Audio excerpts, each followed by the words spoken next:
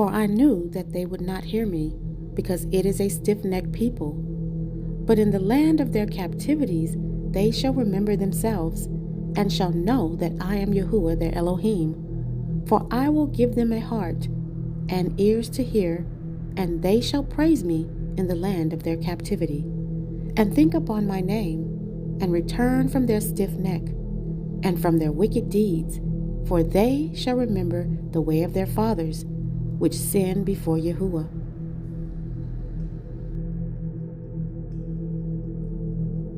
You see, the truth is, the heathens have done all that they can to hide the children of Israel.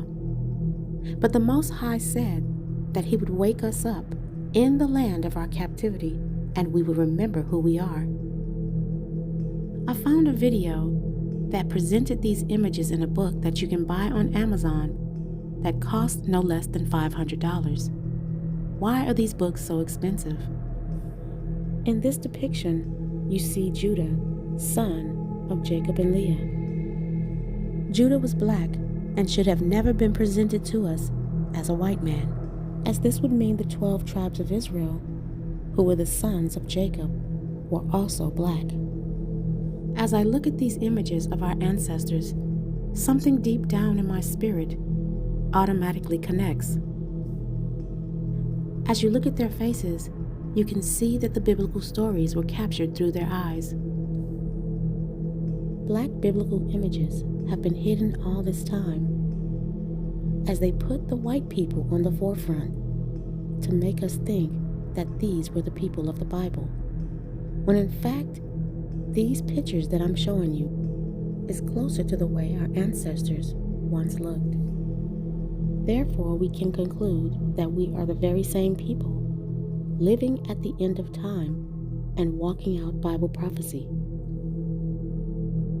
Despite the fact that we've had our identity and our culture stripped away from us by our oppressors, it's no coincidence that we have still been able to connect the dots. To connect the dots of history and the Bible, we must look to Bible prophecy. One of the greatest prophecies that came to pass, in which was a hint and or a clue as to who we are as a people, lies in Deuteronomy chapter 28.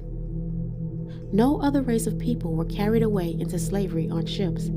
Another clue that points to who we are is that it's not a coincidence that the so-called African Americans are the most oppressed, disrespected, and unfairly treated people in the Americas. But guess what? There's a sound biblical reason for the injustice that have been placed upon us and our ancestors during this over 400-year stay here in the Americas. In order to understand what's going on with so-called black people's condition today, we must understand Bible prophecies. As a result of slavery and having our identities and history stripped away from us, many of us have read the Bible our entire lives, but still haven't been able to understand who and what the prophecies are referring to. Therefore, we read the Bible with a distorted perspective, thinking that the Bible characters we're reading about were all white, when the truth is, the Bible was written by so-called black people. It was written by Hebrew Israelites to Hebrew Israelites. In other words, it was written for us by us. And this is why there's so much corruption and confusion going on inside of the religious communities. Truth be told, people have no idea who the Bible is really written about, so they use it as a source of faith out of ignorance. The Bible is our history book, and the scriptures only discuss the faith of the Hebrew Israelites, which was in Yahuwah and his son Yahushua. However, being a Hebrew Israelite is not a religion, it's our nationality. So this makes it our identity. We are the children of Israel, and the writings in the Bible were written to inform and instruct us how we are supposed to live as YAH'S chosen people. But as a result of the original children of Israel's disobedience to Yahuwah's commandments, they were later removed from their land and sent into several different enslavements. Now, many of you so-called black people probably will not want to believe this, but we are currently in our last captivity.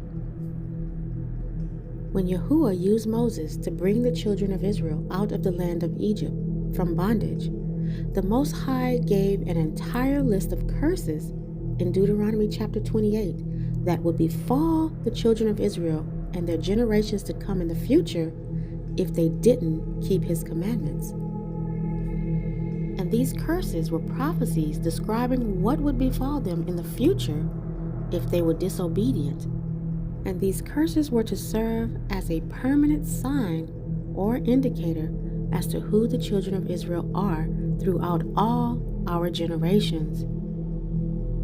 So if so-called black people are truly the Hebrew Israelites of the Bible, then our condition should match the curses in Deuteronomy 28, meaning we would suffer much oppression, and this would leave you without any doubt in your mind as to who we are as a people. This concludes my message.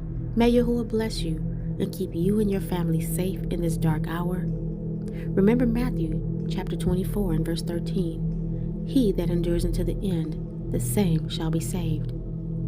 Enjoy the rest of these images, as we are the Hebrew Israelites of the Bible. Shalom.